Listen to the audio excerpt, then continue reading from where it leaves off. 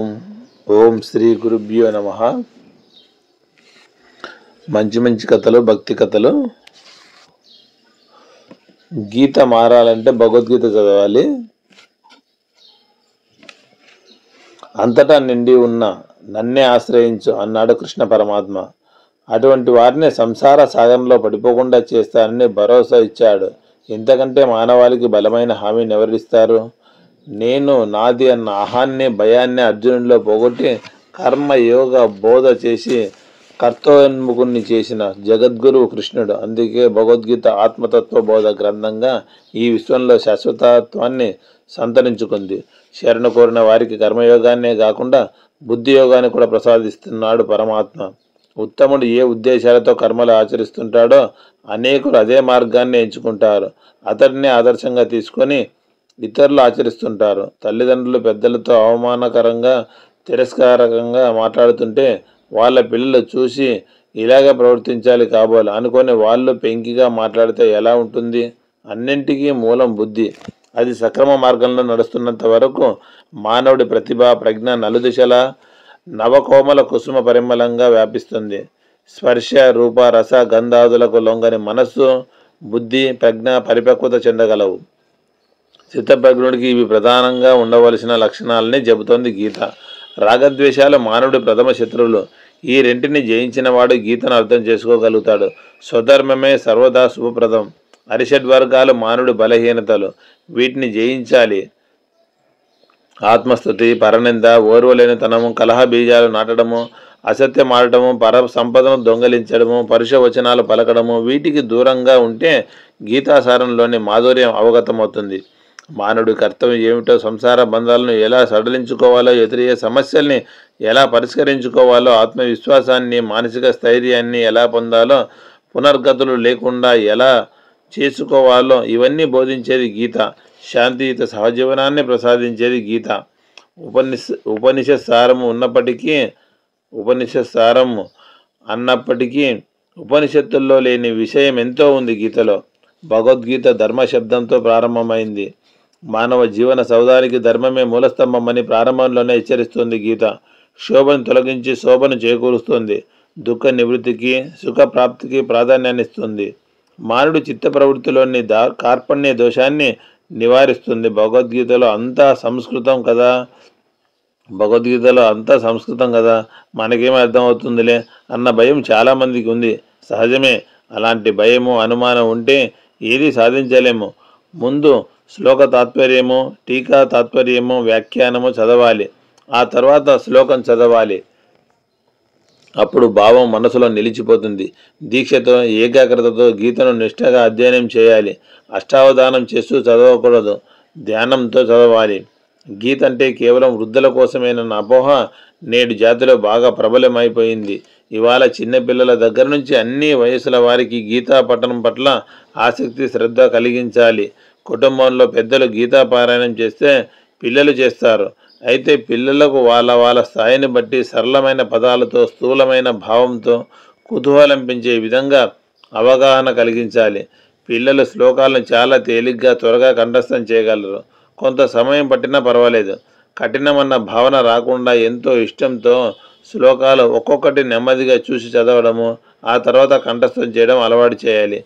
భగవద్గీత సుధను తరతరాలకు అందించి మానవ జన్మను పునీతం చేసుకుందాం. గీత చదివితే రాత మారుతుంది. మన ఛానల్లో కూడా మనం కూడా భగవద్గీతని కొద్ది రోజుల తర్వాత డైలీ ప్రాక్టీస్ చేద్దామండి. అందరూ రెగ్యులర్గా వాచ్ చేస్తుండండి. సోహం. నమ్మకం. సమాజంలో జీవనం సాగిస్తున్నప్పుడు కొన్ని సందర్భాల్లో శత్రుత్వం ఏర్పడుతూ ఉంటుంది. అసలు శత్రుత్వం ఏ సందర్భాల్లో ఏర్పడుతుందో వివరిస్తుంది మహాభారతంలోని పూజని బ్రహ్మాదవత్తుల సంవాదం. శాంతి పర్వంలో ఈ సంవాదం ఉంది. ధర్మరాజు భీష్ముడితో, ఈ లోకంలో ఎవరిని నమ్మకుండా ఉంటే మనశ్శాంతి ఉండదు. ఒకవేళ నమ్మితే ఆ నమ్మకం అపాయానికి దారి తీయవచ్చు. కనుక నమ్మడము, నమ్మకుండా ఉండడము, ఈ రెండింటిలోనూ ముఖ్య కర్తవ్యం ఏదో వివరించమని అడిగాడు. అప్పుడు భీష్ముడు నమ్మకానికి సంబంధించి పూర్వకాలం నాటి ఓ కథ చెప్పాడు. పూర్వం బ్రహ్మదత్తుడు అనే రాజు ఉండేవాడు. ఆ రాజు అంతఃపుర కాంతలో ఒక పిట్టను ఎంతో ప్రేమతో పెంచసాగారు. దానికి పూజని అని పేరు కూడా పెట్టారు. పూజని కావడానికి పక్షి అయినా ఎంతో జ్ఞానం కలిగి ఉండేది. అప్పుడప్పుడు తత్వ సంబంధమైన విషయాలను కూడా అది పలుకుతుండేది. దానితో పూజని అంటే బ్రహ్మదత్తుడికి ఎంతో ప్రేమ ఏర్పడింది. కొద్ది కాలం తర్వాత రాజుకు ఒక కుమారుడు కలిగాడు. అలాగే పూజనికి ఓ పిల్ల పుట్టింది, పక్షి పిల్ల. రాకుమారుడు అలా చిన్నప్పటి నుంచి స్నేహంగా పెరగసాగారు.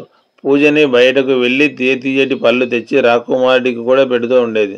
ఓ రోజున ఆ పసిపిల్లవాడు బాల్య చాపల్యం చేత పక్షి పిల్లను పట్టి చంపేశాడు.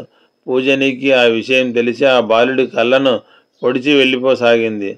బ్రహ్మదత్తుడు పూజని ఆగమన్నాడు. అప్పుడు ఆ పక్షి ఆగి, రాకుమారుడు ఉద్దేశపూర్వకంగానే తప్పు చేశాడు, నేను ప్రతీకారం తీర్చుకున్నానని పలికి మళ్ళీ వెళ్ళబోయింది. కానీ రాజు పూజని మళ్ళీ ఆగమన్నాడు. పూజని ఎక్కడికి వెళ్ళక్కర్లేదని, ఇంతకు ముందులాగానే అక్కడే ఉండవచ్చని, రాకుమారుడు చేసిన తప్పునకు తగినట్లుగా శిక్ష పడింది కనుక ఇక తాను మనసులో ఏమీ ఉంచుకోవటం లేదని రాజు పలికాడు. శత్రుస్థానము అని తెలిసిన తర్వాత నమ్మి ఉండటమంత తెలివి తక్కువతనము మరొకటి ఉండదని, ఇద్దరి మధ్యన శత్రుత్వం వస్తే అది ఆ ఇద్దరితో ఆగక వారి పుత్ర పౌత్రాదుల దాకా విస్తరిస్తుందని, కనుక శత్రుస్థానంలో ఏమాత్రం నిలవడం మంచిది కాదని పూజని బదిలిచ్చింది. రాజు ఎన్ని విధాలుగా అనునయించినా చెప్పినా ఆ పిట్ట వినలేదు. పైగా రాజుకు ఎన్నెన్నో ధర్మాలను ఉపదేశించింది. భూములు ఆక్రమించుకోవటము, కఠినంగా మాట్లాడటము, స్త్రీల విషయంలో తప్పులు చేయటము, దాయాదులుగా ఉండటము, ద్రవ్యం అపహరించడము, ఇలాంటి శత్రుత్వానికి ప్రధాన కారణాలని, ఆ కారణాల చేత శత్రుత్వం ఏర్పడితే ఎంతో ప్రమాదమని చెప్పింది. ఒకవేళ ఎదుటి వ్యక్తి శత్రుత్వాన్ని మరిచిపోదాం రమ్మనమని చెబితే ఆ మాటల్లో నిజాయితీ ఉండబోదని, ప్రతీకార భావం ఉండి తీరుతుందని, కనుక శత్రువు ఆహ్వానాన్ని గుడ్డిగా నమ్మకూడదని, ఆ ధర్మ సూక్ష్మాన్ని అనుసరించే తాను వెళ్ళిపోతున్నట్టు పూజని రాజుకు చెప్పింది. ఈ కథను భీష్ముడు ధర్మరాజుకు చెబుతూ, కేవలం నిష్కల్మష ధోరణితో పవిత్రమైన స్నేహాన్ని చేస్తూ నిస్వార్థంగా మన మంచిని కోరే వారిని నమ్మాలని, శత్రువు అనే అనుమానం వచ్చినా ఏ వ్యక్తిని ఎటువంటి ప్రలోభాలకు లొంగి నమ్మకూడదని వివరించాడు. అలా స్నేహితుడిని, శత్రువును జాగ్రత్తగా గుర్తించి మసలగలిగిన వాడే జీవితాన్ని సఫలం చేసుకోగలడని ఆనాడు భీష్ముడు చేసిన బోధ ఏనాటి వారికైనా అనుసరణీయమే. స్నేహితుడెవరో శత్రువెవరో గుర్తెరిగి మసలుకోవాలి. చూడండి, మహాభారతంలో ఎన్నెన్ని మంచి మంచి కథలు ఉన్నాయో. వీలున్నప్పుడు మహాభారతాన్ని చదవండి, వినండి, మన పిల్లలు కూడా చెప్తూ ఉండండి.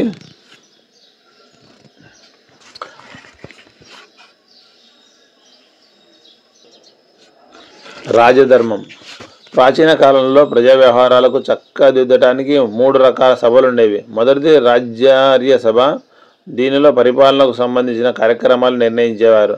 రెండోది ఆర్య విద్యా సభ.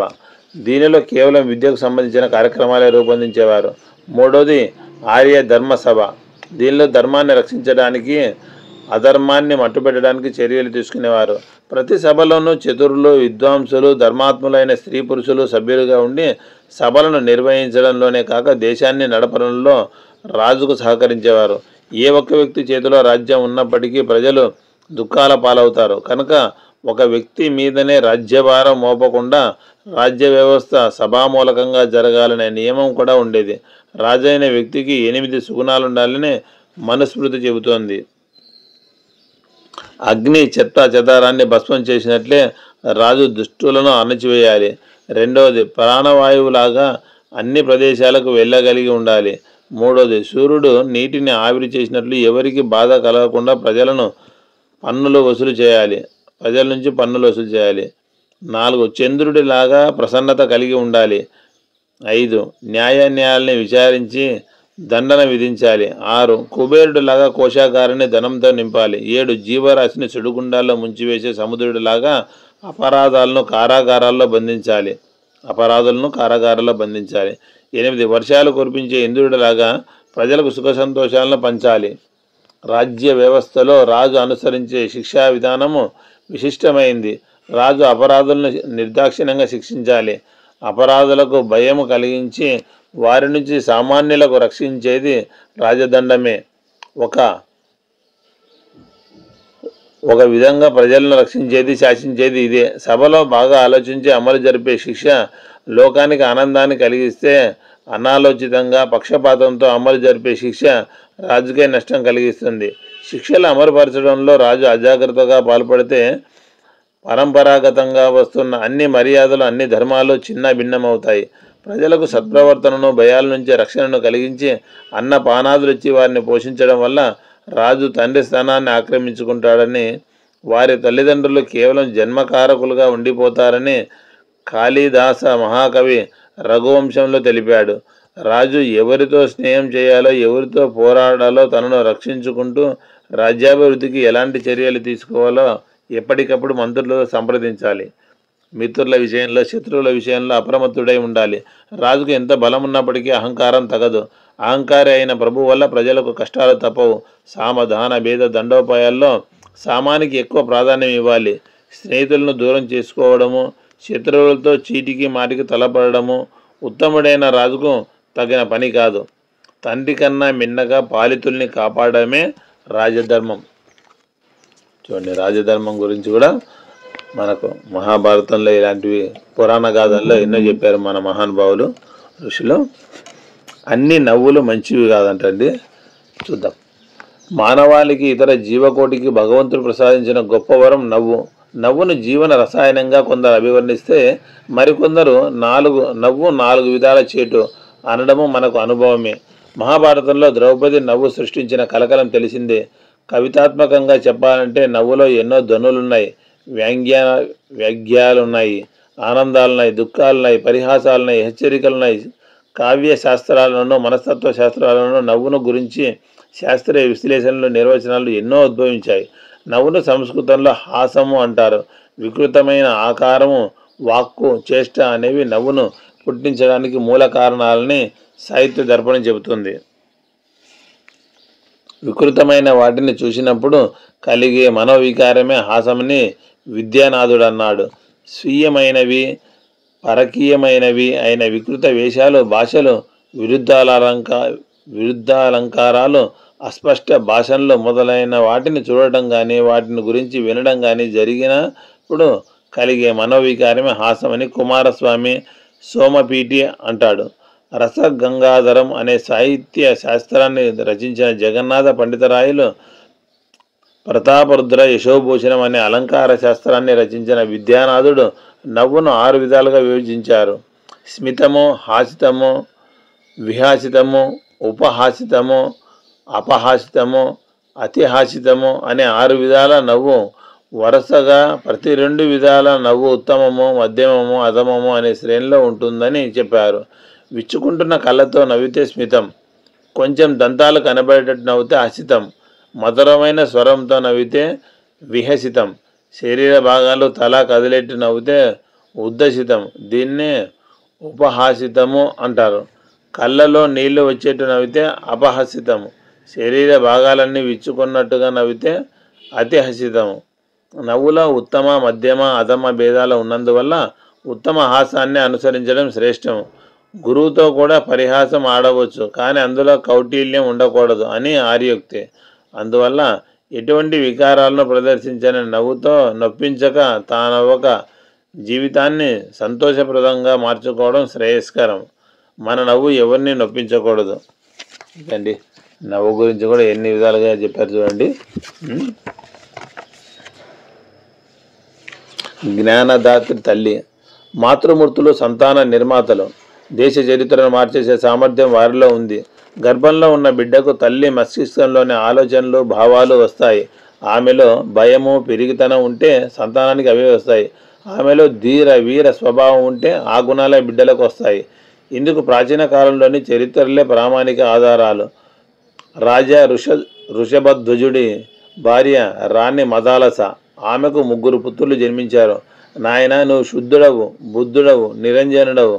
ఈ సంసారం అనే మాయ నుంచి తప్పుకో, మోహన్నిద్దరిని వదిలిపెట్టు అని మాతా మదాలస తన బిడ్డలకు బాల్యం నుంచే ఒగ్గుపాలతో ఆత్మజ్ఞానం గురించి బోధించింది.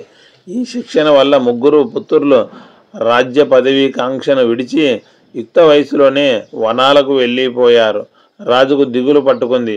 రాణితో 3 కుమారులను యోగీశ్వరులను చేశావు, మన వంశం ఎలా నిలుస్తుంది? ఈ రాజ్యభారం ఎవరు మోస్తారని దుఃఖంతో ప్రశ్నించాడు.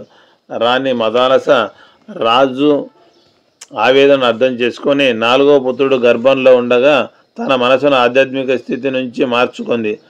సర్వగుణ సంపన్నుడైన క్షత్రియ పుత్రుడికి జన్మనిచ్చింది. రాజుకు సంతోషాన్ని కలిగించింది. కుమారుడికి క్షత్రియోచితమైన రాజ్య వ్యవస్థకు సంబంధించిన ఉపదేశాన్ని ఇచ్చింది.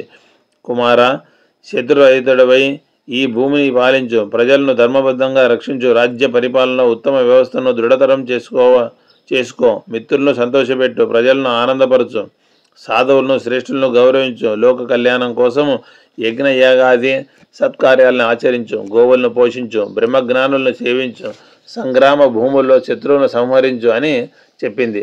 అవసరమైతే నీ మాతృభూమి కోసం, నీ ప్రజల కోసము మృత్యువును కూడా ఆహ్వానించు అని మహత్తరమైన బోధ చేసింది. దుష్యంతుడి పుత్రుడు భరతుడి నిర్మాణం తల్లి శకుంతల గర్భంలోనే జరిగింది. తల్లిదండ్రుల్లోని శౌర్య పరాక్రమాలు, శీల సంపదలు భరతుడిలో బాల్యం నుంచి కనిపించాయి. ఇట్లాంటి ప్రమాణాలు ఎన్నో మనకు ఇతిహాసాల్లో కనిపిస్తాయి. గర్భంలో ఉన్న బిడ్డల మీద తల్లుల మనస్తత్వం, ఆలోచన ప్రభావం వల్ల వారి సంస్కారం ప్రబలంగా ఉంటుందని ప్రాచీన మహర్షులు వెల్లడించారు. మాతృమూర్తి దయార్ద్ర హృదయాన్ని దేనితోనూ పోల్చలేము. అందుకే ఋషులు ఉపనిషత్తుల్లో తల్లికి దేవతాతుల్యమైన స్థానాన్నిచ్చి గౌరవించారు. సంతానాన్ని నిర్మించే శక్తిని పరమాత్ముడు తల్లికి వరంగా ప్రసాదించాడు. తల్లి తన బిడ్డలకు సత్యమైన ఉపదేశమే ఇవ్వాలి. తల్లి నుంచి సంతానానికి లభించే ఉపదేశము, ఉపకారము మరెవరి వల్ల లభించదు. తల్లి చూపే ప్రేమ, మమకారం, హితము మరెవరు చూపరు. గర్భాన్ని ధరించింది మొదలు బిడ్డలు పూర్ణ విద్వాంసులయ్యేంత వరకు సుశీలతను బోధించే తల్లి ఎంతో ధన్యురాలు అని మహర్షి దయానంద సరస్వతుల వారన్నారు. భారతీయ సమాజంలో తల్లి పాత్ర అద్వితీయమైంది. సంతానానికి ప్రథమ గురువు తల్లి, జ్ఞానదాత్రి తల్లి. సంతానానికి ప్రథమ గురువు తల్లి. ఇదండి తల్లి గురించి ఎంత బాగా చెప్పారు చూడండి. అందుకే గర్భంలో ఉన్నప్పుడు మనము ఈ పురాణ గాథలు, మహాభారతము, మంచి మంచి కథలు, నీతి కథలు, ధైర్యంగా ఉండే కథలు చదివి వాళ్ళకి వినిపించాలి. ఈ సీరియల్స్ ఏడుపు ఇవన్నీ ఉండేటివి, నరుక్కునేటివి, పొడుచుకునేటివి, ఇలాంటి రక్తపాతాలకు సంబంధించినవి వినకుండా మంచి ఆధ్యాత్మికంగా ఉండేవి వినండి. దేశ భవిష్యత్తుకి మనకు కూడా బాగుంటుంది. సోహం అండి.